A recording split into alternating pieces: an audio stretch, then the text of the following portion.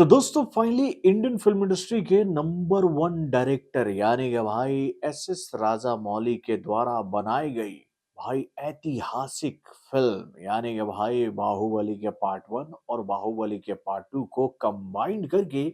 Baahubali the epic के नाम से सिनेमा घरों में रिलीज किया जा चुका है, जो कि भाई पब्लिक का दिल काफी जीत रही है मेरे भाई। तो दोस्तों, कैसी है ये फ़िल्म? क्या है इस फ़िल्म की कहानी? क्या इस फ़िल्म को देखने के बाद मैं ये बातें आपसे कह सकता हूँ अपनी ज़ुबानी कि भाई जब मैं इस फ़िल्म को देखने का प्लान बना रहा था ना, तो भैया मेरे दिमाग में एक सवाल काफ़ी उठ रहा था कि भाई जिस फ़िल्म को मैंने सिनेमा घरों में उस वक़्त मैं मुंबई में रहता था, फ़िल्म इंडस्ट्री में काम करता था, तो वहाँ पर मैंने इस फ़िल्म के दोनों पार्ट को लगभग 3 से 4 बार देखा था मेरे भाई। यानी कि ये फ़िल्म मुझे इतनी पसंद आई थी कि बार-बार इस फ़िल्म को देखने की इच्छा होती थी, क्योंकि भैया इस फ़िल्म से हमें काफ़ी कुछ सीखने को मिला था कि भाई एक कहें तो भाई एक ऐतिहासिक फ़िल्म को आप कैसे बना सकते हो? कैसे आप एक फ़िल्म को भैया बहुत ही बड़े लेवल पर दिखाकर ऑडियंस का ध्यान जो है वो अपनी तरफ आकर्षित कर सकते हो? कैसे एक नॉर्मल सीन को आप इतना कहें तो भाई बड़ा बना देते हो कि जिसको देखकर पब्लिक ये बात कहती है कि भाई ये विज़ुअलाइज़ेशन जो है वो किसी भी डायरेक्टर को भैया नंबर वन का पोजीशन दिलवा सकता है। और भाई ये कहते हैं ना भैया, क्रिएटिविटी की जो थॉट की जो दुकान है ना भाई, वो एस राजामौली के दिमाग में कहे तो ठूस ठूस कर भरी हुई है। तो भाई जब ये फिल्म लगी ना अभी हाल फिलहाल में, तो मेरे दिमाग में यही सवाल आ रहा था कि भाई मैं इस फिल्म को देखने जाऊं कि नहीं जाऊं, क्योंकि भैया ये फिल्म मेरी तो पसंदीदा फ़िल्म थी ही, उसके साथ मेरे बच्चों की भी ये फ़िल्म जो है वो काफ़ी पसंदीदा मूवी है। उनको जब भी मौका मिलता है ना, तो भाई टेलीविज़न पर बाहुबली का पार्ट 1 और बाहुबली का पार्ट 2 लगाकर देखने लगते हैं। और उन लोगों के साथ मैंने इस फ़िल्म को इतनी बार देखा है कि मैं इस फ़िल्म को लेकर आप लोगों से ये बात कह सकता हूँ कि इस फ़िल्म के हर एक सीन को मैं घोल कर पी गया हूँ। तो भाई जिस फ़िल्म को मैं घोल कर पी चुका हूँ, इस फ़िल्म को क्या मुझे दोबारा देखना चाहिए? तो यही सवाल लेकर मैं जब सिनेमा घर में गया, तो भाई इस फ़िल्म को देखकर मैं आप लोगों से ये बात कहना चाहूँगा कि भाई एस राजामौली भैया वाक़ई में एक ऐसे लेजेंड डायरेक्टर हैं कि भैया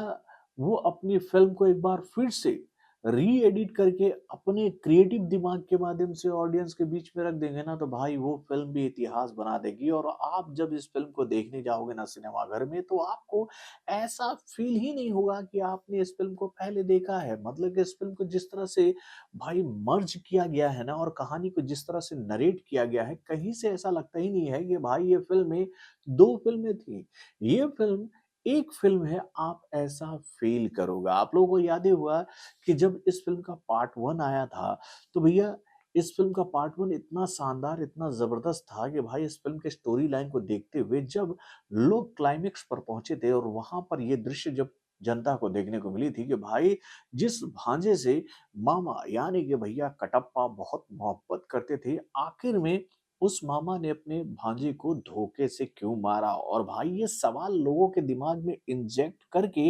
भैया एस राजामौली ने ऐसा ह्यूमर क्रिएट किया था कि भाई उसके बाद से इस सवाल का जवाब हर कोई तलाश रहा था, और इसका जवाब लोगों को मिला कब? तो भाई जब बाहुबली का पार्ट 2 सिनेमा घरों में आया, यानी कि भाई अपनी क्रिएटिव थॉट के माध्यम से पब्लिक के दिमाग को विचलित करने के बाद, और अब भाई अपने इस सीक्रेट कहे तो भाई कॉन्सेप्ट को बचाकर जिस तरह से एस राजामौली ने अपने इस फ़िल्म के पार्ट 2 को रखा, भाई उस फ़िल्म ने तो इतिहास रच दिया। यानी कि भाई इस फ़िल्म के माध्यम से डार्लिंग प्रभास ने वो कारनामा कर दिखाया कि भाई उसके परफ़ॉर्मेंस को देखकर हर कोई ये कहता है कि भैया अगर डार्लिंग प्रभास इसी तरह का परफ़ॉर्मेंस फिर से किसी दूसरी फ़िल्म में कर देना, तो आप समझ लो कि इतिहास ही बनेगा। तो दोस्तों वाक़ई में फ़िल्म बहुत ही शानदार तरीके से एडिट करके हम लोगों के बीच में रखी गई है, जिसको देखकर आप ये बात कहोगे कि भाई फ़िल्म में बहुत कुछ नयापन आपको देखने को मिलेगा। यानी कि भैया इस फ़िल्म में आपको कई सारे दृश्य जो हैं वो ट्रिम करके कुछ इस तरह से दिखाए गए हैं कि भाई आपको ऐसा लगेगा कि भैया